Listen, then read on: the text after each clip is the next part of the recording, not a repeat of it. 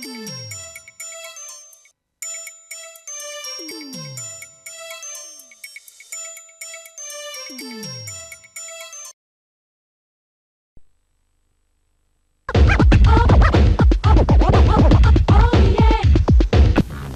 on Q Weekly, we first feast our eyes on the lovely cakes at DT's Bake Off.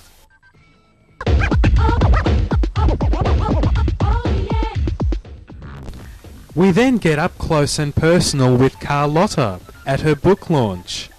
Up now is Q News. Hi and welcome to Q Weekly. I'm Michael King with Q News. As reported this week by B News. Any comments on the news this week? www.bnews.net.au.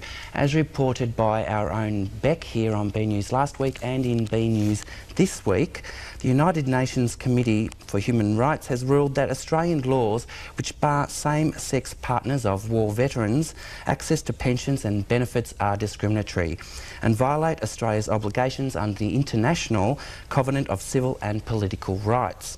Edward Young was the partner of Larry Keynes, who was a World War II veteran, for over 38 years before Larry died in 1998.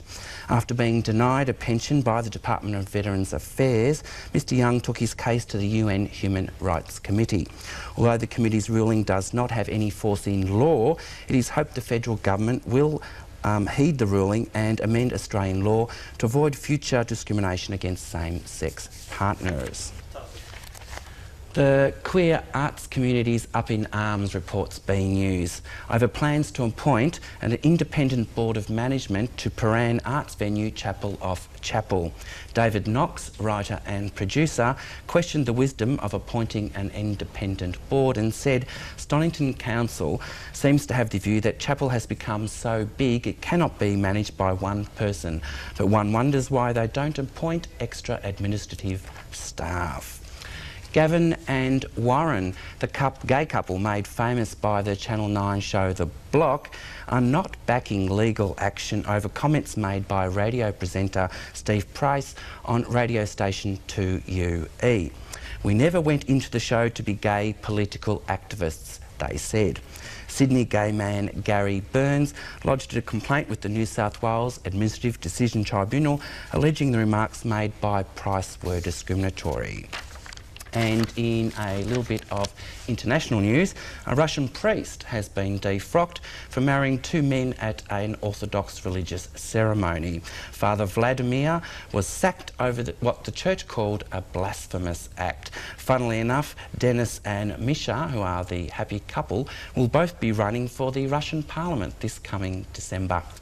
And on the lighter side, two of Melbourne's top venues have forged a financial alliance in a move they hope will make them stronger while maintaining community support. The Peel Hotel owner Tom McFeely has become a financial partner at DT's Hotel in Richmond.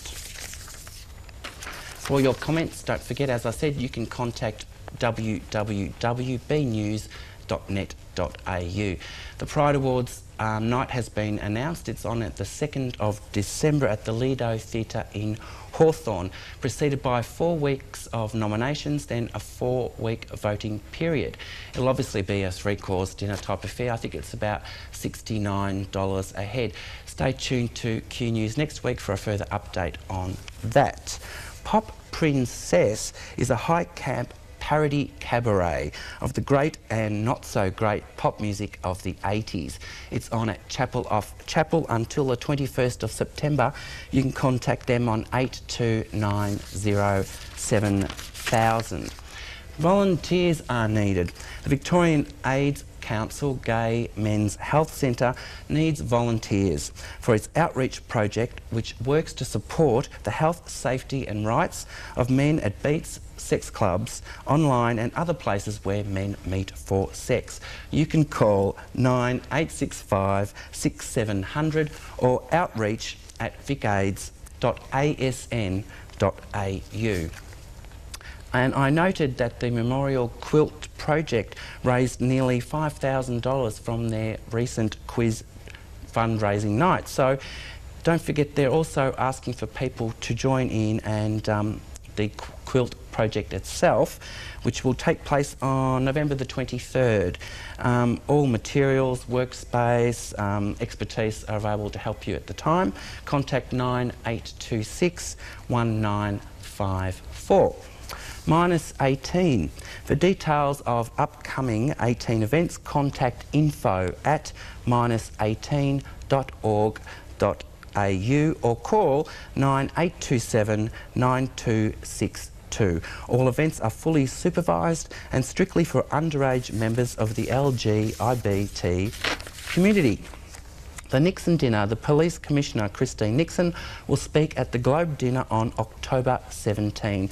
Contact 9827 4999 or globe@gaybusiness.com.au. And finally, Big Dicks on Stage. Yes, Stephen Dawson's play is still on at the Mechanics Institute in Brunswick. It's on until September the 20th. Contact 9305 5333 or you can get tickets through Ticketek. This is the production's 5th anniversary year. So if you'd like to contact us here at Bent TV, it's benttv@bigpond.com.au for all your comments or community groups. If you've got an announcement you'd like us to put together, stay tuned to Bent TV and Q Weekly. We'll see you next week. Thank you.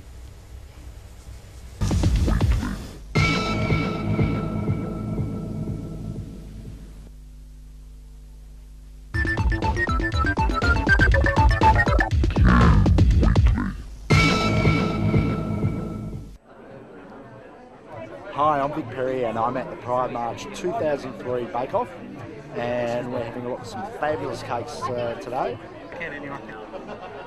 Perfect, thank you very much. Fairy cake. Oh, I love it. Don't put your tongue in. I don't put my tongue in anywhere, Penny McDonald. Darling. Have you seen our bumper to bumper cake?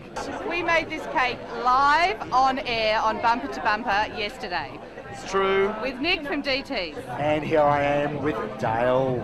How are you, Dale? I'm very well indeed, very well. Fantastic. Now, we're at the Bake Off here. How long has the Bake Off been going for? It's been going for, I think, the seventh year from memory. Started off when Pride was very, very young, and we've just gone from strength to strength with it. The community's been so good in supporting the whole thing. It was great. It's been fantastic, and it is one of those events where everybody gets together. And of course, with your help as well, hosting the event here in your venue, it's just been fantastic. Yeah, I think to the best of my knowledge, it's probably about the only time that we get all the factions together and everyone enjoys just totally on the day itself, and just we have a lot of fun raising money, and it's the only way I think you can is have a lot of fun. And here I am with Colin Chrysler. How are you, Colin? I'm good, thanks, Vic. And you've got the little disco balls here. Yes, we've got the disco mirror balls on top of the cake representing the Disco on the Run show on Joy, which is every Saturday night at 7 o'clock, playing the best disco music. And here I am chatting with Penny McDonald, proud co-convener of Pride March. Hello. How are you? I'm very happy. And you would be happy, wouldn't you? I'm happy. How are the cakes today? Cakes are fabulous. We've never had such a big turnout, and they're just beautiful. The time and effort people put into it's fantastic. My statue of baby cheeses. Some venues have dancing boys. The lead has pole men. So these are some of the men, and doing what men do at the lead. The first tin that I got was like 45 centimetres like across. Oh yeah. And they couldn't get that one, so I had to get the one that was smaller, and it only just fitted in my oven. Good job you didn't get the other one I then. know, because I'm so not a cook and I don't think of things like that. I just think, oh yeah, I'll get a cake tin, get the So yeah, so I was really lucky. So is that fruit cake under there or No, sponge? it's just a vanilla. Oh right, just normal. Yeah. Oh, that's good. And who iced it? Scott Knight. Wow. Any favourites at the moment, or you can't? Oh, we can't really say, but I have to say Tex McKenzie's cake is in the running, that's for sure. Looks just great. I give you a little sample each year, so that's good. Yeah, Cloud9, gorgeous, gorgeous. Now, is any of this edible? Nothing in the box is edible, but the cakes on top are all edible. They're little mud cakes. Fantastic. And I love the little whisk in the bowl. Thanks very much, Chris. Thanks. Are we ready to start? Yes! I should think so. Although it is a little bit obvious, the point you're making, let's have a bit of a chat about it. Did you bake this? Yeah, about 7 of us from the MCV office had a little bake-off last night for about 6 hours and a few bottles of shardy. And you're bake-off virgins too, I think? Mm-hmm. You are? And what made you make a cake this year? The excitement of it all. The excitement of it all, there you go. Here's a mud cake. Yeah. This is a virgin almond cake. This is the B News Babes cake, and it's got 10 babies on it and a couple of lesbians, and they're pre-marital babies. And it's actually made from 11 fruit cakes. What is it? It's a lemon cake, of course. It's a lemon cake. Honey, ginger and nuts. It's a proper tasty cake. Spice cake. Spice cake. The Disco on the Run orange and poppy seed cake. And the poppy seed. Here we do have a carrot and walnut slice with some lavender trimmings as well. Oh, so it's a Dalesford cake. It's a hazelnut torte. A hazelnut torte. It's a chocolate cake. Here's our youngest entrant. Now, Oscar, did you make this? Yes. You did? And why the fourth there? Because it's called Mum's Red Devil's Cake. Mum's Red Devil's Cake. Now, is this because you could be a little bit of a devil? Flourless wicked chocolate cake. So there's lots of chockies in there and lots of hazelnut meal, and no flour. Rainbow Delights, and what are they made of? They look like they're sponge. Shortbread. They're made of shortbread. You've coloured shortbread. Margaret Fulton is out there picketing. Now she's turning. It's rock cake. So it's actually rocks. Have you like that demonstration?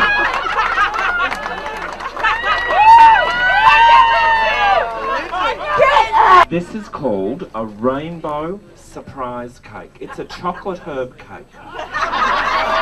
And we're talking rosemary, we're talking a little bit of basil. Did you do it? Who did it? Yeah, Scott and I did it. We baked the cakes on Thursday night and spent 5 hours yesterday icing.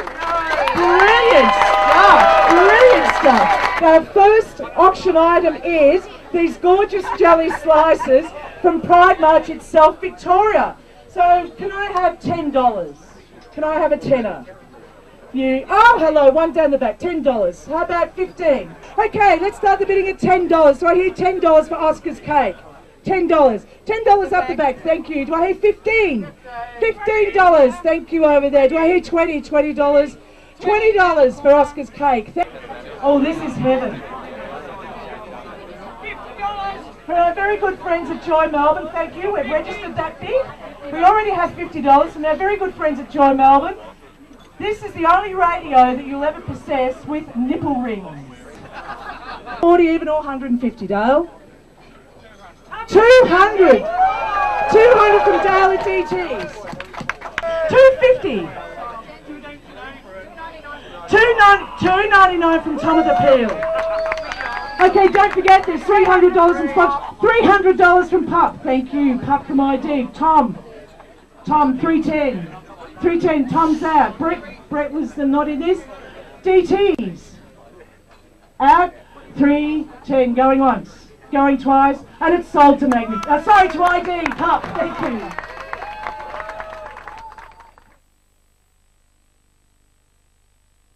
Hi, I'm Katie Underwood and you're on Bent TV.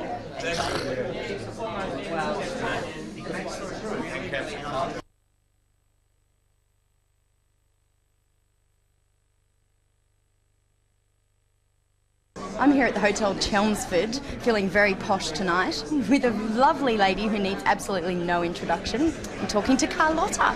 Hello, darling. Hello, I'm awed to be in your presence. Oh, don't be silly. You've been a very, very, very busy woman at the moment. I have been very busy. But it's been great. It's getting good reviews and people are just loving it. That's right. We're talking about Carlotta, not that kind of girl. Yes. So what kind of girl are you then? Cheeky. Cheeky. Party type of girl. I would never change that. Yeah. And honest. Honest. Well, so the book is brutally honest? Brutally honest. Brutally honest. And the thing that caught my eye was that it's told by Prue McSween, who people also know from Well, the she's the lady that's done most of the work on it, as far as she did all the writing. Yeah. And we worked on it for 14 months. Mm-hmm. She's a great friend. She's a very good writer. Mm-hmm. And I'm thrilled for her because it's been accepted and people are raving about it, so that's good. That's right. And well, because she does know you very well, because you are friends, is that a good thing for a friend to write a book, or is that hard because she knows you so well that? No. I think with a biography, you really need someone that really knows you. Mm-hmm. And she really knows me as a person. Yeah. And I wouldn't have trusted anyone else to do it, actually. She seems very no-nonsense, though. Is there things that that you wanted to leave out, or that? No, I haven't left anything out. I've been honest with the book. It had to be told. See, don't forget, it's about three people. It's about Carlotta, it's about Carol Spencer. That's right. And it's about Richard. So it's... whereas the first book that came out in 1994 was about the show business side. Yes. Although there's a lot of show business in that, but it's still about really stripping bare the person who's Carlotta. Yeah, so it goes into depth about who you really are and not just the performance side of things, this one. It tells you who I really am. Mm-hmm. And who you really are, Carol, you are the first recognised sex change in Australia when that happened, because it was public, yes? It was public. It was made public by a gay boy ringing up the press. I didn't want anyone to know. It was a private thing for me, but it got out and I just played on it. So. Was that why, while you were doing Les Girls, that it got out and people didn't know that you were actually transgender? No. So were you angry at that point? No, I wasn't angry. I was just... I don't get angry. I was annoyed, but I was... I thought to myself, well, it's out, so I'm not going to change my persona because I've had a sex change. Mm-hmm. So I just continue on working as Carlotta. Yeah, and how did people take that? Was the response positive around Les Girls with everyone else? Everyone's fine. Mm-hmm. Yeah, they couldn't take it any other way. I was born a male, so I wasn't lying to the public, and the public knew. So that's where Carlotta sort of took over as Carlotta. Mm. They never put a sex... I must admit, they never put a sex tag on me after that. What advice would you have for, say, young transgender people who are learning to cope with that now? It's quite different now. Well, it is. It's more open now, but I always say follow your goal, whatever you want to do. You got to work hard at it and go for it. Mm-hmm. And if you don't work hard at it, you won't get there. How important? Depending on what you want to do. But I don't advise anyone on a sex change. I mean, that's their own personal... You just got to remember it's irreversible. You can't turn back. That's very true. And how important is it to be recognised as a woman? We were talking before about passports and driver's licences and birth certificates. That's all changed now. I mean, like if you've had a sex change, you get a female passport. Mm-hmm. The birth certificate's another kettle of fish. That's up to the individual to fight for that. So. Excellent. Well, thank you so much, Carlotta, and I wish you every luck with the book. Thank you. Looks fantastic. Have a read. Thank you, darling. Thank you. What the book is about it's about three people. One, it's about Carlotta, who a lot of people don't realise, when Carlotta's finished, I put her back in the closet. It's about Carol Spencer, the person, and it's about a little boy called Richard, which was my name when I was born. And it's a history of my life, which I've always kept quiet for many, many years. It was a hurtful book. I get emotional with this. But I hope you enjoy it. It is an honest book, and I think, well, I've turned 60. They approached me about re-releasing the last book. He did it her way, and I thought, no, let's do a new one. Let me tell the truth. I've been lethal about people in the business, in the drag business. I've been honest about it. I've told how drag queens have been ripped off for years. I hope you enjoy the book, and if you don't, it really doesn't matter, but if you do, I'm going to be laughing all the way to the bank. And let's hope it gets made into a movie. Enjoy the book, everyone, and thank you for this evening. I'm not having a big spectacular book launch in Sydney. This is the first book launch, actually. Melbourne, you beat Sydney this time. But you've always been kind to me when I come down here, because I want to go around Australia and I want to really promote the book. Because I need the money for my pension. So enjoy it. Thank you for coming along. Have a great night, and it's a great pleasure. Melbourne, I love you. Thank you. Carlotta, I'm Not That Kind of Girl can be purchased at all good bookstores.